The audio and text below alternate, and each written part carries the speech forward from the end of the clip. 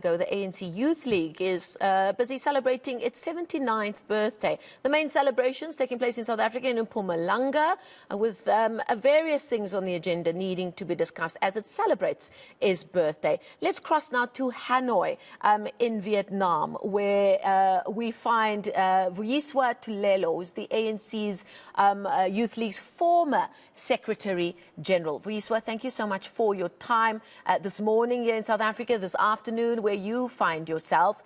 And I'm sure for those like yourself who had their roots, their political and activist roots in the ANC Youth League, its birthday celebrations brings a time for some retrospection, to think about where the Youth League finds itself, where it sits in terms of relevance for where the country finds itself right now.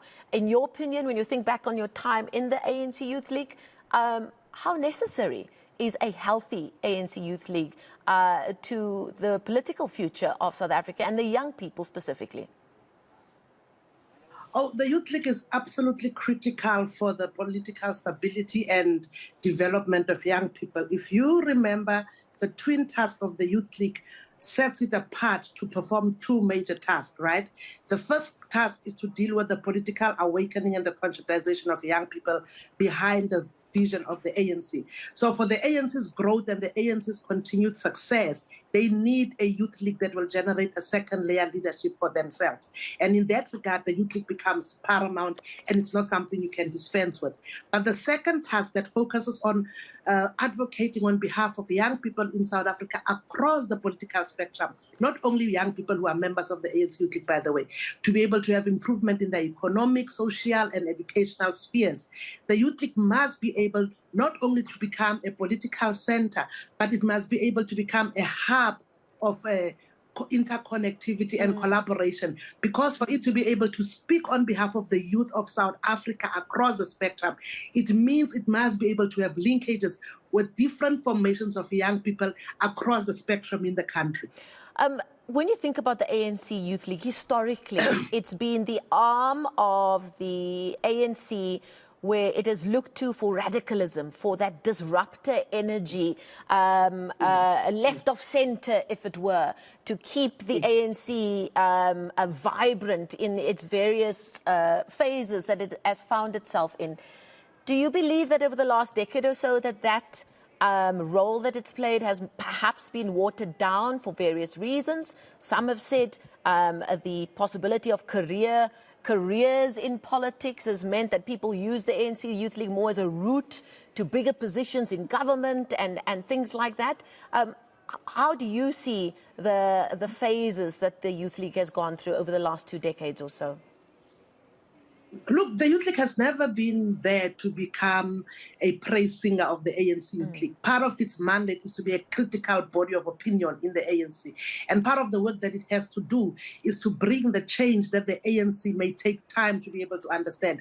The one thing about being a young person is that your boundaries are so easily moved and pushed further that you do not have history, you do not have baggage that holds you down. And so the purpose of the ANC Youth League is to be able to be that critical voice of reason and body of opinion within the mother body of the ANC.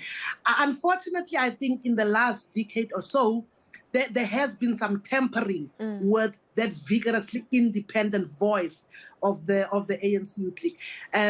Rightly or unjustly so, but there has been some tampering. And I think the Youth League now has to find itself in a space where it doesn't only look back on what it is we did, because remember, our generation had a different challenge, right? And the current generations have something else that they are focusing on. But instead of them just looking back to say, but in Vuyiswa's time, they did this and this and this, they have to ask the question, in Vuyiswa's time, what did that generation achieve? What pillars are we supposed to move forward? So the Youth League cannot and should never be a weapon, or it should never be weaponized by anybody, even by members of the Youth League itself, to be able to settle scores, whether it's in the ANC or whether it's within itself, or where it's supposed to become a stepping stone for other people. The top function of the ANC Youth League is to ensure that the policies of the ANC are ever evolving to meet the needs of young people, because their focus group is very dedicated. young people between the ages of 14 to 35. So the only thing they need to be worried about every day when they wake up is how do we ensure that the policies of the ANC are responding to the needs of these young people? How will they know that? Is when they are engaged with the young people through their branches and various structures. We face a very, very important year ahead with the national polls coming up, and there's a lot of talk and a lot of concern about the indifference that a lot of young people feel towards the mainstream political setup, and that many of them aren't going to register, many of them aren't even interested in the political discourse or even in voting. How important is it for the ANC Youth League to roll up their sleeves, their leaders and their branch members to roll up their sleeves to try and get young people more involved in the discourse, whether they vote for the ANC or not? If young people do not turn up to vote, irrespective of who they vote for, the ANC Youth League has lost its function. The primary purpose of the ANC Youth League is to create, as I said when I opened my engagements, is to say it's to create a consciousness, as a political awakening of young people in South Africa, right? When the ANC Youth League was established 79 years ago, the matter that was at hand there was to say the ANC is too slow in making the demands that are needed by the people of South Africa. So you need to bring a body that's going to push the ANC to move faster. Those demands, some of them have been met in part, some of them are still there and need to be met. So the ANC Youth League cannot be happy to just be talking to itself, amongst itself. The ANC Youth League has to be exactly what it is meant to be. It has to be the center of attraction for the most progressive, the most forward-looking, and the most aggressive in terms of developmental trajectory of young people. And those can be found within the sporting codes, within the churches, within the economic sphere, within the academic institutions. Some of them are just at home. So the ANC Youth League must be engaged, and it must be seized daily with the task of answering the question, what are the young people of this particular location saying? If the branch of the ANC Youth League does not know what is happening in its geographical settings, how many young people do we have in that branch? How many of them are going to be first-time voters? How many of them are going to return to voting? How many of them have been able to access higher education? How many of them are going to high school for the first time? If the ANC Youth League does not know those things, then what is the ANC Youth League doing? Appealing to those who classify themselves as youth is quite difficult. I mean, marketers in the corporate world will tell you it's very difficult, and in the political space as well. And I think in South Africa, the youth population is so vast. You're dealing with people who are urban, you're dealing with those who are rural, upper LSM, lower LSM, and the list goes on. How does the ANC Youth League get around those challenges and trying to find a golden thread that will allow them to be relevant to all youth, no matter their background or no matter where they come from? But that is the beauty about the ANC Youth League, right? The ANC Youth League is not a one-size-fits-all. The ANC Youth League has got programs that are responding to the needs of different sectors within the youth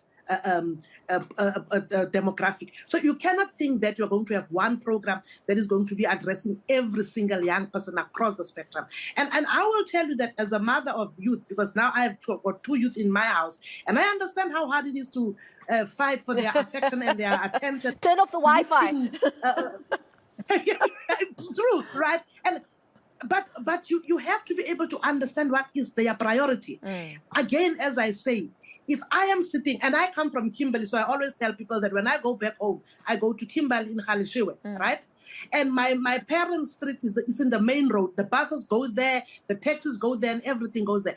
And I tell the young people who are sitting on the corner there, if you see young people who are sitting in the corner and there is no plan for them to do something that speaks about keeping their township clean, as the ANC Youth League, what are you doing that is wrong?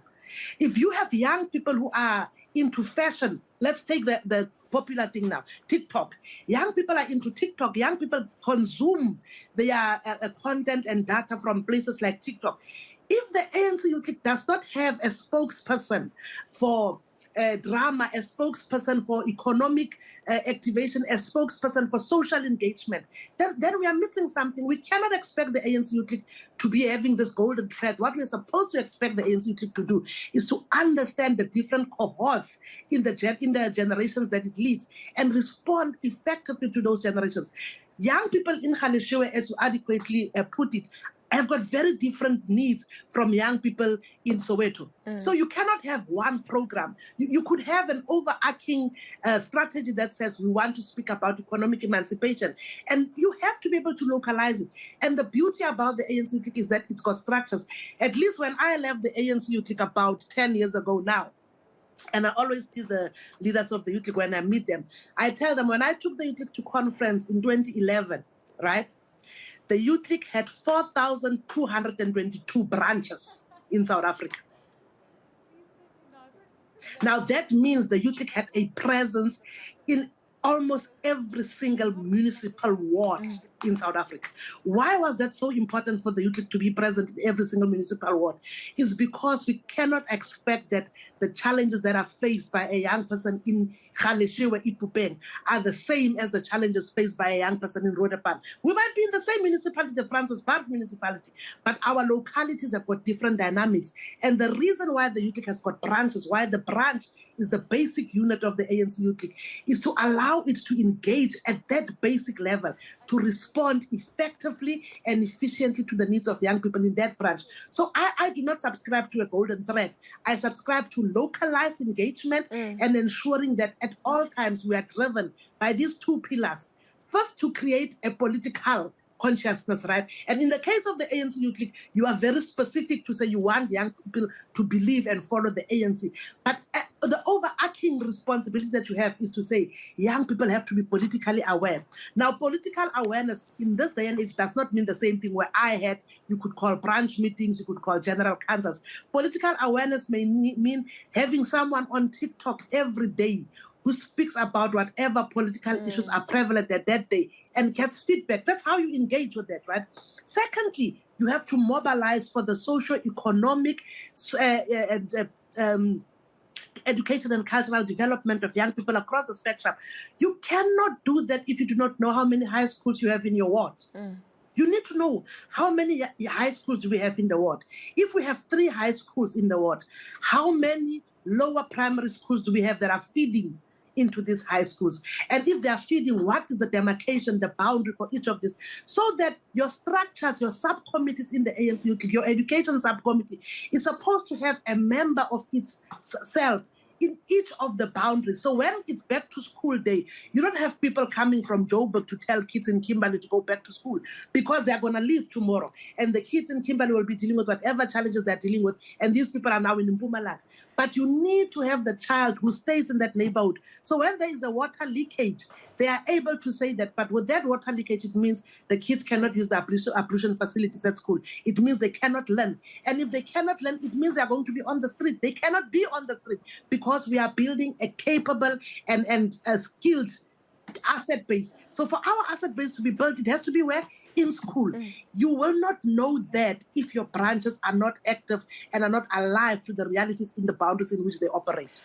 Connected at ground level and speaking with the youth, not to the youth, on the platforms where they gather. That's Vuyiswa Tulelo, the former Secretary General of the ANC Youth League. What great energy coming to us across the way. She is South Africa's ambassador to Vietnam, from Kimberley to Hanoi. Isn't that a great story? We thank her for her time and her insight this morning.